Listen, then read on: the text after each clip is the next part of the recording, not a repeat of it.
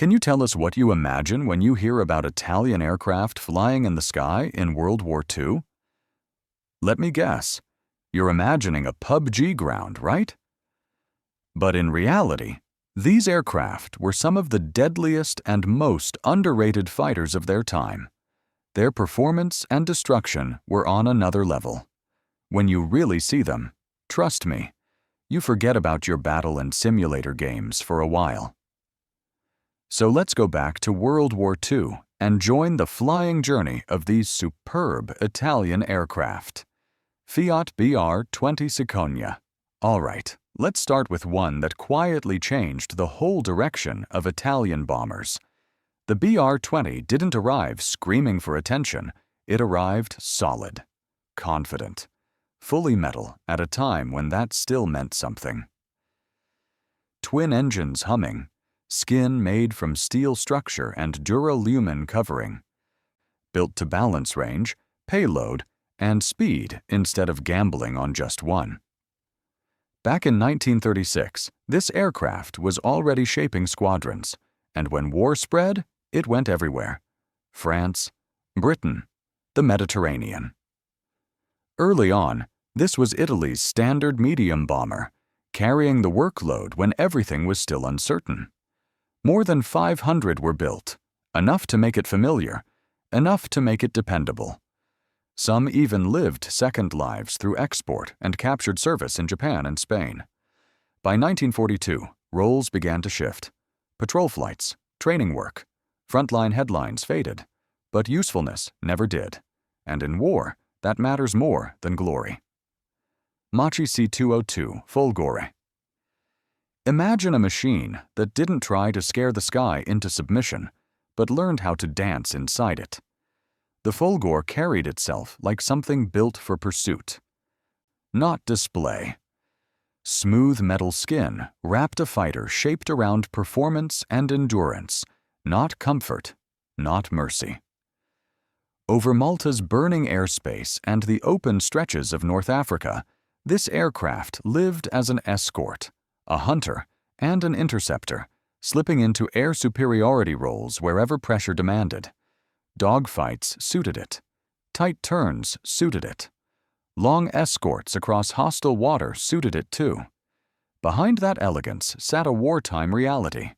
Orders around 1941 placed its average price near 509,450 Italian lire, a reminder that every one of these machines came with a weight far beyond steel.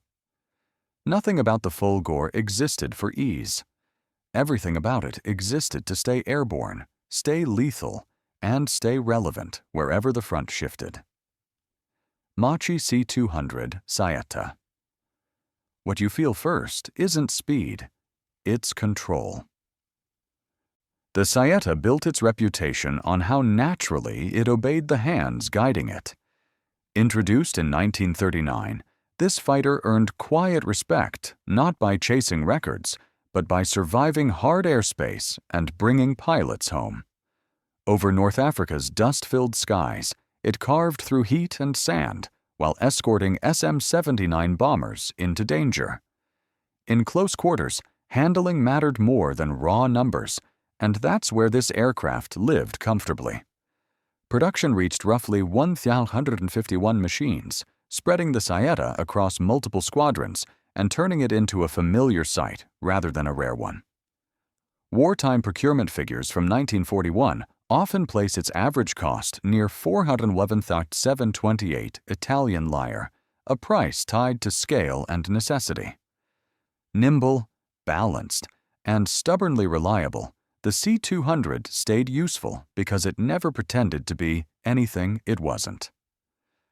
Reggiane's Re 2001 Falco TUS. Can you believe an aircraft that never allowed itself to settle into one identity? The Re 2001 refused to stay boxed into a single purpose. Fighter duties filled its early days, but battlefield pressure kept reshaping its role. Fighter bomber 1 week, night interceptor the next, always adapting, always being redirected where the need burned hottest. Only about 237 left the factories, which explains why history whispers its name instead of shouting it. Yet pilots valued how it moved through the air. Maneuverability came naturally, and that quality kept it relevant even as missions shifted. Orders placed around 1941 often listed an average price near 350,486 Italian lire, attaching an economic footprint to a machine already carrying operational weight. Limited numbers never meant limited usefulness. The Falco II survived by bending, by accepting new tasks, and by staying agile enough to keep pace with a war that never stood still. Fiat CR-42. Falco. You may run when you're seeing a biplane in a world of sleek monoplanes, but the CR-42 never asked for modern approval.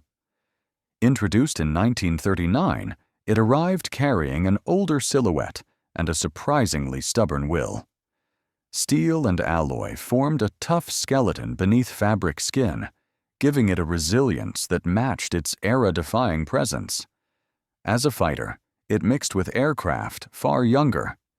As the war shifted, night harassment and anti-partisan missions became part of its life, especially after 1943 altered Italy's skies. Even its finances tell a story. Belgium alone ordered 40 examples for roughly 40 million francs, proof that confidence in this design stretched beyond borders. The Falco didn't fade quietly. It lingered, adapted, and found new ways to serve when its original battlefield had already moved on, carrying old-world construction into very modern danger. Savoia Marchetti SM-176. Sparviero power told its story long before the torpedoes ever left the racks. By late 1939, hundreds already filled Italian airfields, spreading across wings and turning this tri-motor shape into a constant wartime silhouette.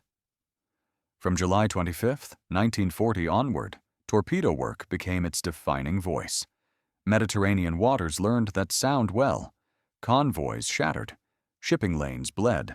Long-range strikes reached far beyond friendly cover.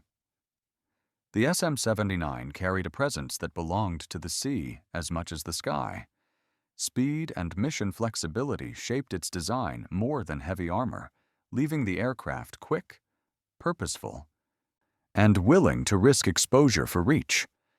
Anti-shipping runs and harassment raids followed one another without pause, each flight tying the Sparviero tighter to naval warfare. Cant Z1007. Alcione. What really pulls people in about the Alcione is that it wasn't born from cold metal alone. A huge part of its body was made of wood, which gave it a lighter, more responsive feel in the air. Pilots often appreciated that. Nature didn't. North Africa's heat and Russia's freezing winters slowly revealed how unforgiving those materials could be once war stopped being theoretical. This aircraft had already lifted off back in March 1937, and by May 1939, it wasn't a prototype anymore. It was working regularly and in serious numbers. Around 660 were built, turning the Alcione into a true workhorse rather than a rare sight. Early daylight missions exposed weaknesses that couldn't be ignored, and over time, the bomber found a safer rhythm after sunset. Night operations became its territory. Not glamorous, not famous, just steady. Again and again, when Italy needed a medium bomber to lift off, the Alcione was there. Cant Z506. Airone. Let me tell you something strange about the Airone. It didn't start as a war machine at all. It started as a record breaker, a sleek civilian transport that spent 1936 and 1937 setting aviation records, showing off what Italian engineering could do over long distances. By 1935, it was already flying. By 1936, it was wearing a uniform. 3 engines lifted it straight off the water into a completely different life. Reconnaissance, torpedo bombing, maritime patrol, air-sea rescue. Whatever the sea demanded, the Z506 kept answering. Over 300 Z-506Bs were built specifically for military use, spreading across coastal bases wherever the Mediterranean needed eyes or lifelines. As the war grew harsher, frontline bombing runs became too dangerous, and the Airone leaned into something quieter, but no less vital: watching the seas, guiding ships, pulling living men out of open water. Even when combat skies turned deadly, this float plane kept flying. And sometimes, survival itself is the mission. Reggiane Red 2005 Sagittario. Now this one feels like a confession written in metal. Light alloy structure. A Daimler-Benz DB605 V12 under the skin. Speed and agility were squeezed as tightly as engineers dared. Only 48 were delivered before the armistice slammed the door shut, yet those few carried more weight than entire production lines. By spring 1943, these fighters were already clawing upward over Naples, Rome, and Sicily, trying to tear into Allied formations before bombs could fall. Some later flew under Luftwaffe markings, the same Italian frame wearing a different war. The Sagittario first flew in May 1942, and everything about it whispered, "This is as far as we can push it." Pilots admired its power, its movement, the way it responded, while also knowing parts of the rear fuselage could be fragile, rare in number, heavy in presence. Well, let's move to Macchi C205 Veltro. You can almost feel familiarity when you first look at the Veltro, and that's because it grew out of the C212. But nothing about it stayed comfortable. A stronger heart went inside. The DB605, built in Italy as the Fiat RA1050, turned a good airframe into something far more demanding. The first flight came in April 1942, and production through 1943 tried to keep up with a war already moving too fast. Cannons joined the machine guns. The bite changed. Medium-altitude battles suddenly felt less one-sided. Even German evaluators, never generous with praise, showed real respect during comparative trials. Industrial strain kept numbers limited, but reputation doesn't depend on factory totals. Pilots talked about how it climbed, how it responded, how it finally felt like an aircraft that didn't need excuses.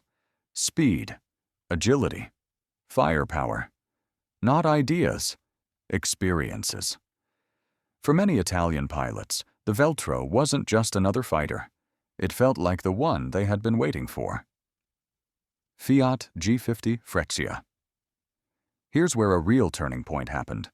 When the G50 first lifted off in February 1937, it quietly closed the door on an entire era. Italy's first all-metal, single-seat, low-wing monoplane fighter, retractable landing gear, enclosed cockpit. By 1938, it was already active, and war didn't let it stay in one place for long.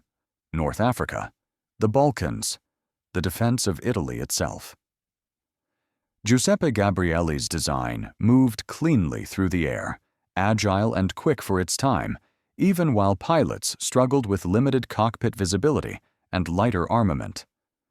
Around 683 were built, enough to anchor units and even travel abroad, where Finland and Croatia added the Freccia to their own skies. It wasn't perfect, but it was progress. And progress changes everything. The G50 didn't just fight. It carried Italian aviation out of the biplane world and into the unforgiving reality of modern air combat, where metal, speed, and adaptation decided who kept flying. Savoia Marchetti SM-81. Pipistrello Long. Before Europe fully collapsed into World War, the Pipistrello had already seen real combat over Africa. That early exposure shaped its entire personality. By 1940, close to 300 of these triple-engine aircraft were spread across North and East Africa, constantly shifting roles. Bombs one day, supply the next, reconnaissance whenever it was needed. Its structure mirrored that flexibility, blending a steel frame with fabric and wood, allowing it to carry different responsibilities without being locked into one. Daylight soon proved unforgiving. Open skies meant open losses. Gradually, the SM-81 slipped into the night, where bombing and transport work became less exposed and more survivable. Some continued flying until the 1943 armistice abruptly changed everything. Bomber, transport, observer. The Pipistrello lived all three lives. It never chased headlines. It followed necessity. And that quiet usefulness kept it airborne long after more modern shapes had already started replacing it. Breidabad 65. There was something grounded about the BA 65, even when it was airborne. It felt built for smoke, dust, and close calls rather than clean altitude. Designed before the war, fully reshaped aviation priorities at arriving in the late 1930s, already leaning toward the attacker's role. North Africa and Middle Eastern skies soon saw it diving toward moving columns instead of circling above them. Its all-metal body gave it toughness, while the low-wing layout and internal bomb load supported direct, forward-firing strikes. On paper, it could be many things: fighter, light bomber, reconnaissance aircraft. In practice, the war was harsher. Performance limits and versatility problems meant it rarely matched aircraft created specifically for those roles. Around 218 were built, and several went abroad to Chile, Portugal, and Iraq. The Baykar 65 didn't dominate the airspace. It filled dangerous gaps, and sometimes that mattered just as much. And now we are moving to Fiat G55. Centauro late arrivals don't get the luxury of patience. When the Centauro appeared in 1943, it carried every unfinished expectation of Italian fighter development. Beneath its skin sat a licensed DB605 inline engine, finally giving Italy a machine capable of standing up to high-altitude Allied fighters instead of avoiding them. Only a few hundred ever left strained factories, yet the impression they made spread quickly. Pilots spoke about the climb, the control. The feeling that this aircraft could finally meet opponents head-on. Even when the war fractured Europe, some Centauros refused to disappear, continuing service with foreign air forces into the 1950s. Production numbers stayed small. Respect didn't. Among Italian wartime designs, this one earned a special reputation: a fighter that arrived late, fought honestly, and left behind a memory far larger than its limited output ever suggested. Savoia Marchetti SM-84. Trying to replace a legend is never gentle work. The SM-84 lived with that weight from the moment it rolled out, built to succeed the famous SM-79. 3 engines still powered it forward, but the design carried noticeable changes. A twin-tail layout and improved engines meant to modernize a formula that had already proven itself. Around 1941, it began appearing across Mediterranean operations, flying the same dangerous routes where bombers and torpedo aircraft constantly tested survival. Roughly 329 were produced, enough to be seen often, not enough to take over. And that shaped everything. The older Sparviero never truly stepped aside, remaining the preferred frontline choice even as the SM-84 worked beside it. Missions accumulated. Losses followed. Adjustments never stopped. Eventually, newer designs pushed both aside. The SM-84 didn't exit dramatically. It simply faded, remembered as an earnest attempt to achieve success in a war that refused to slow down for anyone. So with this, we have reached the end. Thanks for flying through this chapter with us. Drop a like, share your thoughts below, and subscribe. More untold war machines are already waiting for you.